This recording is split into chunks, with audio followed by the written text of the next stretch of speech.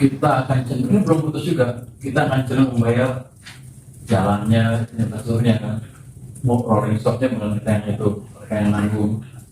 Cuman saya belum mendapatkan atau kita belum sampai kesimpulan detail seperti apa.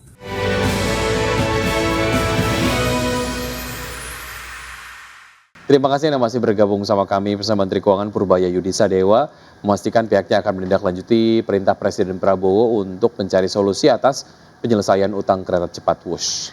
Ya, Purbaya menyebut pemerintah kemungkinan akan lebih menanggung beban infrastruktur WUS.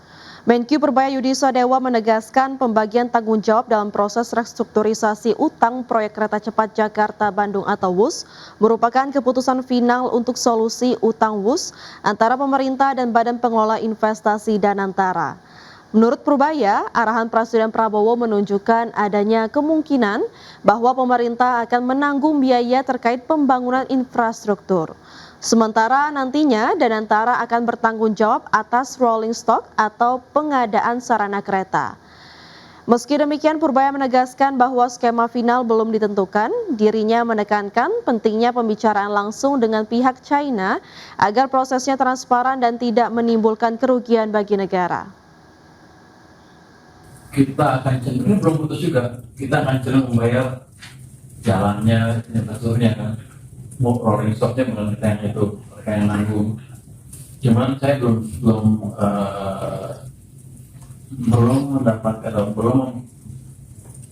kita belum sampai kesimpulan detail seperti apa. Makanya saya bilang kalau nanti mereka diskusi dengan sana, saya mau lihat, jangan sampai saya kerugi amat gitu loh. Jadi kita lihat yang terbaik buat negara ini. Selanjutnya pemirsa, upaya restrukturisasi masalah keuangan Badan Usaha Milik Negara atau BUMN juga tengah dilakukan Badan Pengelola Investasi Danantara. Ya, di mana Danantara menyiapkan 21 program kerja pembenahan atau restrukturisasi sejumlah BUMN sektor strategis yang dinilai kurang sehat. Restrukturisasi bisnis Badan Usaha Milik Negara atau BUMN di sejumlah sektor strategis terus dilakukan Badan Pengelola Investasi Danantara. Restrukturisasi ini dilakukan terhadap sejumlah BUMN yang terindikasi tidak sehat baik dari sisi operasional, pengelolaan hingga tata kelola keuangan. Untuk itu Danantara menerbitkan 21 program kerja pembenahan intensif terhadap sejumlah BUMN yang dinilai kurang sehat. 21 program kerja Danantara tersebut diantaranya restrukturisasi BUMN sektor strategis, konsolidasi dan streamlining dari berbagai bisnis di BUMN dan pengembangan bisnis. Managing Director Danantara Febriani Edi menegaskan Danantara tengah mempercepat proses restrukturisasi di sejumlah BUMN yang kurang sehat. Proses ini ditargetkan selesai tahun ini.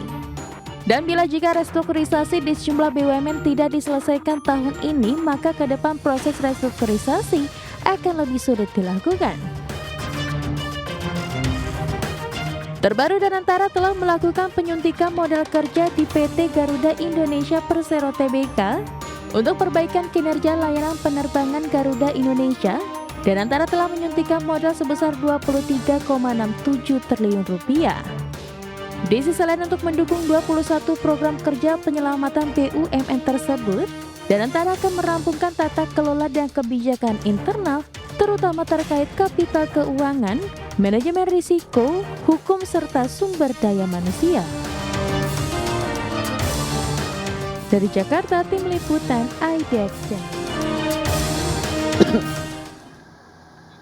Kementerian Perindustrian mengejar target melahirkan mobil nasional sebagai upaya kemandirian industri otomotif dalam negeri. Ya, bahkan ditargetkan mulai produksi mobil nasional di awal tahun 2027. Kementerian Perindustrian memastikan pengembangan produksi mobil nasional bakal dimulai pada tahun 2027 oleh PT Pindad. Menurut juru bicara Kemenperin Febri Henry Antoni Arif, Menteri Perindustrian bersama sejumlah jajaran Kemenperin telah melakukan pembahasan detail dengan PT Pindad untuk proyek pengembangan mobil nasional. Mulai dari jenis kendaraan yang akan diproduksi, teknologi yang digunakan dalam proses produksi, strategi penetapan harga, strategi pemasaran, serta pelayanan purna jual. Pembahasan ini sejalan dengan arahan Presiden Prabowo agar Indonesia bisa segera memiliki mobil nasional. Selain itu, dalam pembahasan tersebut juga adanya kemungkinan PT Pindad menggait mitra lain untuk bekerja sama memproduksi mobil nasional ini. Diproyeksikan Bomnas akan diproduksi tahun 2027. Ya, dalam waktu dekat akan segera dibangun fasilitas produksinya dan juga tentang teknologi produksi. Kementerian memastikan program mobil nasional akan terus dikawal mengingat sektor industri otomotif memiliki dampak berkelanjutan yang besar, termasuk keperlindungan dan penciptaan lapangan kerja. Dari Jakarta, Ade Firmansyah, IDX Channel. Ya, pemirsa, sebelum kita akhiri Market Plus, kita akan simak terlebih dahulu update dari pergerakan IHSG di pukul 9:26 waktu Indonesia bagian Barat. Sejauh ini IHSG bergerak menguat ya dengan penguatan di level 8.420,609 dan 5 top gainers, diantaranya adalah ada Bumi, Inet, Panikras, dan juga Bufa. Ya, dari top losers pemirsa ada Antam, Arci, Puri, CBRE, dan Toba. Sementara dari sektoral properti memimpin dengan 1,78% kenaikan, sementara teknologi melemah di 0,01%.